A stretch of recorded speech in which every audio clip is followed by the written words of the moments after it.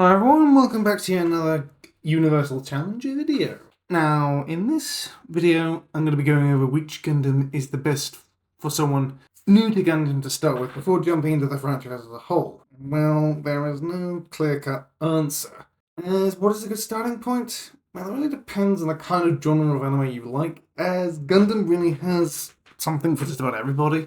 And if you want a different anime to watch, or if you want to get into Gundam for real, or just looking for your next anime, there is no easy answer to choosing which Gundam show is the right choice for you, for anyone trying to start out. And because there is no fixed starting point, I'll just say this Gundam has a wide spectrum of subgenres added to mix up the mecha and war setting that Gundam is known for. Well, if you're both new to Gundam, to the mecha genre, and to darker anime as a whole, especially with sinister subplots moving in the background, and compared to you're more used to light-hearted anime, then the newest mainline Gundam anime, and the newest alternative timeline, Gundam Wing from Mercury, is probably the best option for the new viewer, given that it focuses more on mobile suit dueling, the back and forth between a number of powerful families and corporations, all competing for dominance, and the tone is much more light-hearted than we might get from other Gundam shows, although it still has a fairly serious tone a lot of the time. The setting tends to focus on school life, mobile suit dueling, and the potential power ramifications of new technology, rather than a larger scale war with mechs.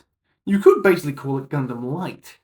And if you've mainly watched slice of life anime and school-themed anime, and it also doesn't have the fact that this anime is split into two 13-episode blocks, which makes life a little bit easier, especially if you can watch the first one and mull it over. If you really want to get into it, and want to start at the very beginning, then the best place is, of course, the original Gundam timeline as a whole. And you should start with the original Mobile Suit Gundam anime.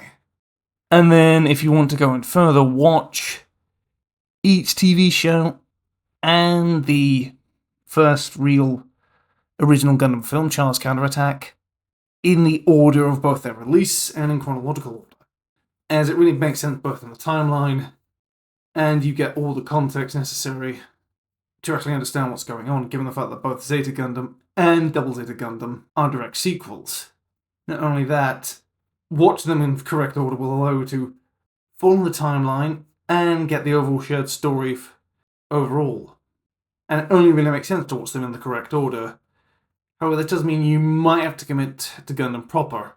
So the can better starting points and the Universal Century can get a bit confusing, as there are also a few OVAs that were also released that, in my opinion, are completely optional. You can watch them. Maybe, maybe not. In such a case, you could always get into Gundam with one of its alternate timelines, like with Gundam Wing from Mercury. There are others that do take on the complex themes of the Universal Century Gundam timeline, but try and make them a little bit easier to understand. You could decide to start with Gundam Seed, although it is quite possibly just as complex, not even more so than the Universal Century, in a number of ways. It does try to make the topics and themes that Gundam does try to illustrate in a more relatable way, in a form that we might recognise. In this case, the conflict is based not around the colonies getting independence, more around genetics as well as them going.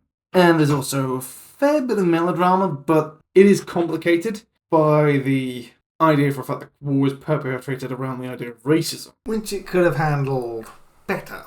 And there are a whole host of complicated subplots going on in Seed, which can make you lose track of it. But one thing it does do very well is it does the rule of cool especially with the mobile suit designs. Most of the Gundams all have a relative party piece, and who cannot forget the Jin and Segu mobile suits. These are the primary grunt suits used by space colonists. It takes the original idea of the Gundam Zaku, which was the original main mobile suit, and makes it look like a Roman soldier or a stylized knight in armour. Literally, we're talking big thrusters at the back that looks a bit like a cape, and large fins strapped to the top of the head. One thing I think that both does benefit Seed, yet also is at own detriment, is the character drama. In this case, you might actually like the show, and it is a good first Gundam show, and there is a sequel series and a film, but with Seed Destiny being the sequel, it's not exactly the best Gundam series. And it might be best to leave Seed Destiny and see if you watch something else, and quite possibly just want to catch up on a whole lot of other plotlines before you prepare yourself for the Seed film. Then we have sort of the last alternative unit before Wing for Mercury, Gundam Iron-Blooded Orphans.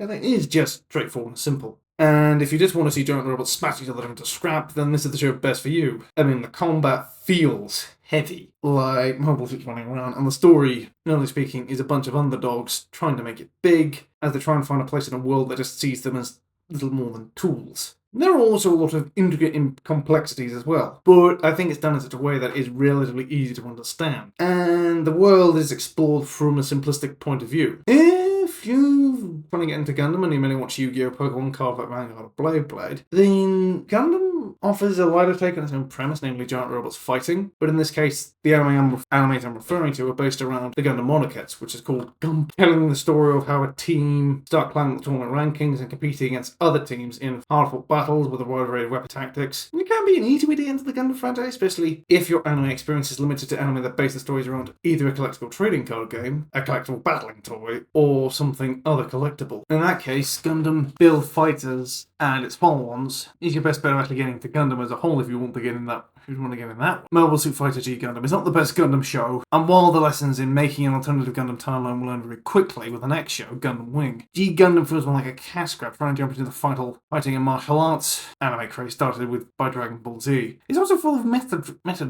melodrama and loses the seriousness that Gundam is typically known for in a lot of cases, and the mobile suit designs are all over the place. Some of them are very interesting. Some of them are just downright weird. Some of them are perhaps done in critical taste, and some of them are just, I don't know what the fuck they were thinking with their design of them. I can't really recommend Gundam Age either. The idea of a generational conflict is an interesting idea, but the way the timeline jumps forward ruins the progression of the story, leaving things unresolved each and every time, and leaving potential character development unresolved, potentially cutting off what could have been a very strong story. And when things finally sort out, we have other issues. The show will leave you confused and able to follow the story after each time skip, and at the same time, it can feel a little bit dumbed down, and there are a lot of twists and turns that make your head spin. Then we have Gundam 00. Now, for the first time viewer, it has its advantages, like Gundam Iron-Blooded Orphans and Witch from Mercury. It's split into 2 seasons, means it is easier to watch. And you can watch the first season and think about it, if you wish to. And of course, unlike Gundam Wing from Mercury, the main advantage of both Iron-Blooded Orphans and Gundam 00 is that the first season feels like a complete story, and the second season feels like a following on from the story of the second, while The Witch from Mercury doesn't necessarily feel complete till the end of the second season, as when it got 13 episodes, it can leave the storyline a bit condensed. I will not recommend Gundam 00 for a first-time viewer, as the premise is a bit out of the ordinary, where the Gundams don't answer to anyone government working to punish for eliminate war across the world, which is a little bit weird, by integrating a number of conflicts across the world,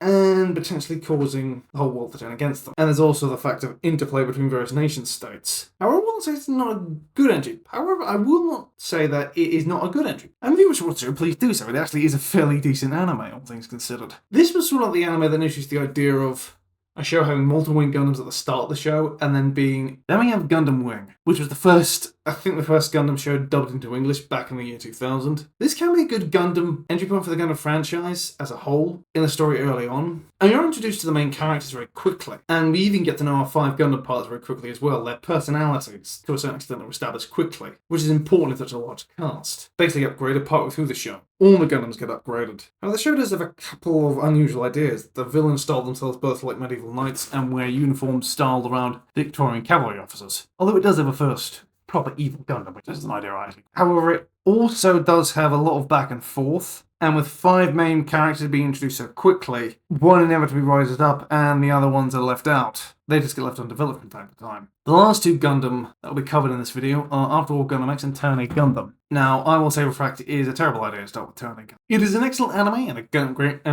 Gundam anime to boot, with an excellent story and a clever setup to the world and the time that takes place in, but the anime uses a great deal of details from the previous Gundam timelines, and apparently all the timelines take place in the same universe, which is very confusing. Spoiler alert for that. And it really, really just does a great show, not really any justice. Then we have After All Gundam X. Now this Gundam show is very different from any other Gundam show. Instead of taking place during a war, it is in a post-war / post-apocalyptic setting, and there is a big thing about there being no real national government or even local government over much of the world. And the show is full of small details that show how people are getting by in this crazy world. And this anime shows the consequences of war, with no one forced to speak of, and mobiles in the hands of just basically anyone, and people who just go around causing chaos to scavengers. And if you like a post-apocalyptic setting, then this Gundam show has you covered. And Gundam X really does go post-apocalyptic. It's not as bad as some, but it's definitely pretty grim. But it's also a little bit more light-hearted than most Gundam shows, from time to time. So it is a good way to get accustomed to the serious things that Gundam usually covers, and the show is shorter than most Gundam shows at 39 episodes.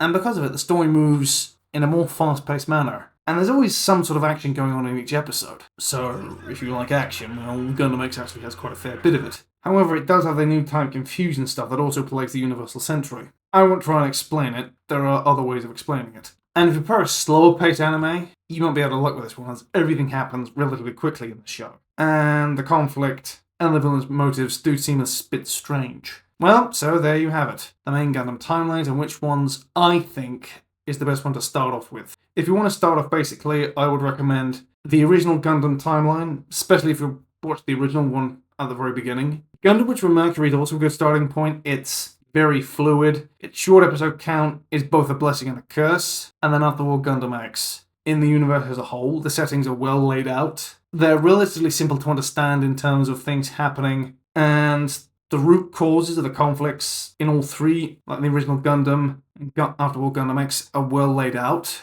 And even Gundam Wing from Mercury also has a fairly decent conflict, basically just about the fact there's new technology about it and everyone is not sure whether or not if it's a bad thing or a good thing. And the stories of the shows move at a decent pace. And relatively speaking, there is a lot of detail both in the episodic fashion and the long-time running story arcs. And relatively speaking, there's a lot of exposition and explaining that goes on. However, I will not recommend to a new Gundam viewer Kane Gundam due to its clunky exposition partway through the show, trying to explain how all the other previous Gundam shows are interlinked. Spoiler alert, yes, but it's true. And Gundam because of its bizarre setting, tone, and the fact it misses the whole point of Gundam in the first place. Finally, I will not recommend Gundam Age, with its timeline skipping ahead 3 times throughout the course of the show, especially when the story really is starting to get going and things are really starting to add up. Well, I've been the Universe Challenge, so please leave a like, comment, and subscribe, and I'll catch you on the next one. Cheerio!